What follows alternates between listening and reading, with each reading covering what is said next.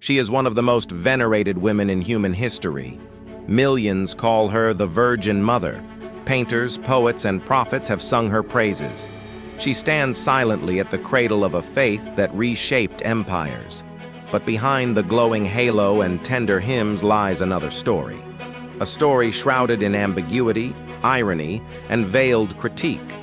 A story not told in churches, but hinted at in ancient rabbinic texts.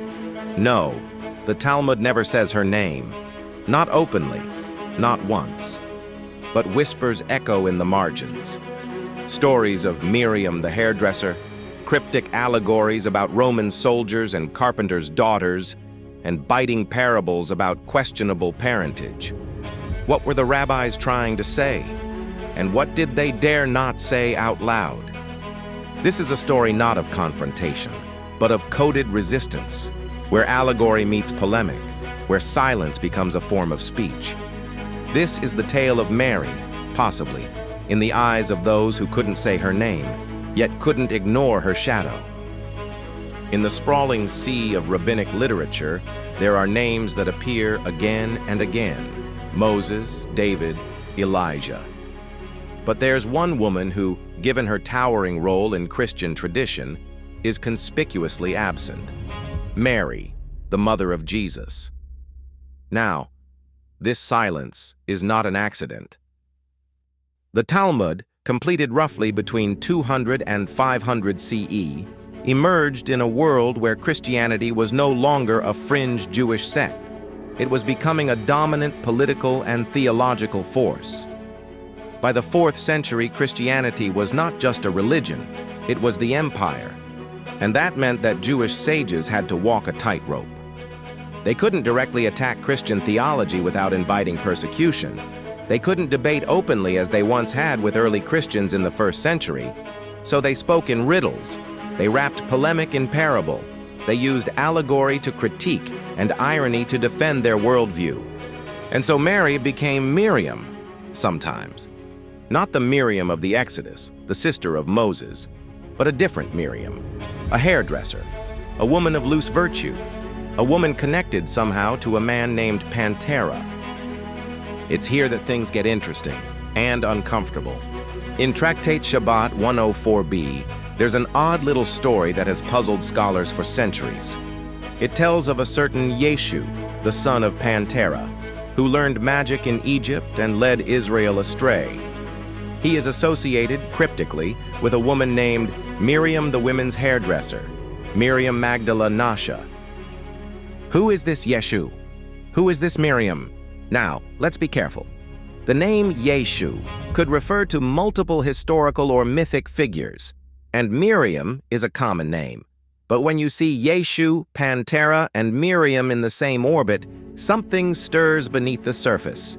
Early Christian and anti-Christian texts refer to rumors that Jesus' father was not Joseph, but a Roman soldier named Pantera or Pandera.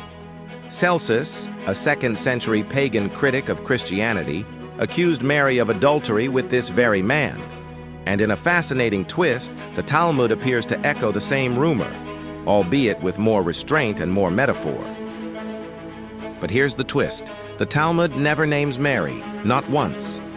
Why? Perhaps for legal reasons.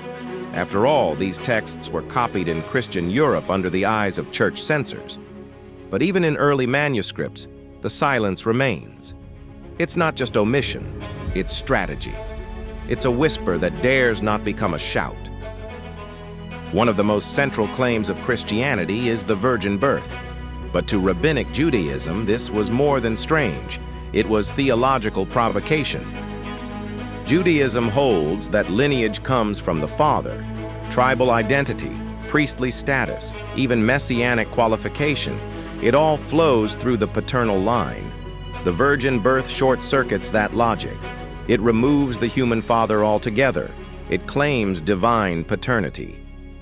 To the rabbis, this wasn't just wrong, it was dangerous. In the Midrash, we find strange allegories that seem designed to critique the very idea.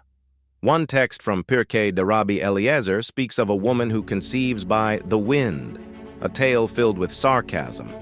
Another passage in the Talmud ridicules the idea of divine impregnation, couching it in euphemism and innuendo.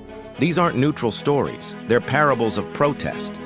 By mocking the virgin birth indirectly, the rabbis were defending a core principle of Jewish thought, that God doesn't operate through secret sexual miracles, that messianic claims require human lineage, and that holiness is not born from myth, but from Torah. In some manuscripts of the Talmud, there are tales that seem oddly specific. A parable about a woman married to a carpenter. She becomes pregnant, and the neighbors whisper. Her husband leaves, confused. The story ends with a quip about betrayal and scandal. It's anonymous, but the details are telling. Is this a veiled reference to Mary? We can't say for sure, but the allusions pile up. The references to Egypt, a place associated with sorcery, the insinuations of illegitimacy, the presence of a Roman soldier, the echo of accusations that circulated in Roman Palestine and beyond. In one Midrash, a woman is mocked for claiming that God visited her in the night. The tone is biting. The message is clear. These are not beliefs the rabbis held in reverence. They saw them as theological threats, myths masquerading as miracles. One of the most enigmatic names in this story is Pantera. The idea that Jesus was the son of a Roman soldier named Pantera is not unique to the Talmud. It appears in the writings of Origen, the church father, who was responding to Celsus. Origen rejects the claim, but he acknowledges its existence. And then in 1859, something astonishing happened. Archaeologists in Germany discovered a Roman tombstone belonging to a soldier named Tiberius Julius Abdus Pantera. He served in the 1st century, in Judea. Coincidence? Possibly, but the story caught fire. Scholars and skeptics debated its meaning. Was this the origin of the rumor? Was the name Pantera a generic term, or a specific man? Could the polemic of the Talmud have been rooted in real whispers? We may never know, but the fact that the name appears in both Christian and Jewish sources suggests something deeper, a shared oral tradition, distorted by time and theology, yet persistent. For centuries, Jewish texts that even hinted at Jesus or Mary were censored. In medieval Europe, church authorities scoured the Talmud. Passages about Yeshu were deleted or replaced with code words. Miriam became Ploni, a generic placeholder. Pantera vanished. Even the story of Balaam, a character some rabbis used as a stand-in for Jesus, was edited or obscured. And yet, fragments survived. In the margins of manuscripts, in secret glosses, in whispered commentaries passed from teacher to student, the Midrash kept its secrets in plain sight. When Christian authorities burned the Talmud in Paris in 1242, it was these stories they feared most, not because they named Jesus or Mary directly, but because they undermined, subtly and cleverly, the theological foundation of Christian claims. The rabbis fought not with swords or sermons, but with satire and silence. Ironically, while Jewish sources were silencing Mary, Christian sources were elevating her. By the Middle Ages, Mary was not just the mother of Jesus. She was the Queen of Heaven, the new Eve, the intercessor between humanity and God. Her image softened the masculine severity of Christian doctrine. She became maternal, merciful, majestic. But to the Jewish world, this new Mary was doubly foreign. Not only was she linked to a man they saw as a false Messiah, she was now a theological figure in her own right, associated with divine grace and cosmic motherhood. This clashed with everything rabbinic tradition valued. And so, Mary remained absent from the Talmud's pages, not because she was unimportant, but because she was too important. To mention her would be to acknowledge her power, and so the rabbis did what they often did with dangerous ideas. They buried them in riddles. It's tempting to look for Mary in every obscure Miriam story, to read allegory as biography, but we must tread carefully. Midrash is not journalism. It's theology in narrative form. It layers meanings. It plays with symbols. Sometimes a Miriam is just a Miriam, sometimes it's not. The deeper point is this. Mary existed, for the rabbis, as an idea more than a person. She represented the claim that the Messiah had come, that God had entered the world through a woman, that a new covenant had replaced the old. And that idea had to be countered, not with violence, but with voice, not with denials, but with stories. There's a kind of poetry in the fact that Mary, who speaks so little in the Gospels, speaks even less in the Talmud, yet both silences are meaningful. In the Christian story, her silence is one of submission, contemplation, grace. In the Talmud, her silence is strategic, cautious, defensive. And in both traditions, she remains a figure of mystery. She walks between worlds, between Judaism and Christianity, history and legend, reverence and resistance.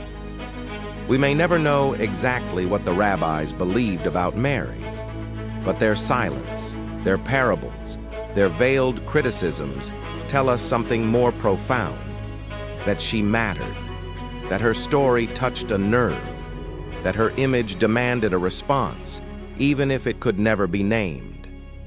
Sometimes the most powerful presence is the one left unnamed, and sometimes the loudest critique comes in the form of a parable, told under breath, passed down in shadows. Mary, the mother, the myth, the mystery, lives not just in cathedrals and creeds, but in the riddles of the rabbis, in the Midrashic maze of whispers and warnings. She is there, perhaps behind the veil, waiting for us to read between the lines. If this documentary gave you a new perspective on the hidden layers of Jewish and Christian history, please give it a like, share it with someone who loves deep history, and don't forget to subscribe to the channel. We're building a library of thoughtful, in-depth stories from the Talmud, Midrash, and beyond, uncovering ancient wisdom, surprising connections, and forgotten voices. Hit the bell so you'll know the moment a new episode drops. Thanks for watching. See you in the next chapter of the Hebrew Talmud.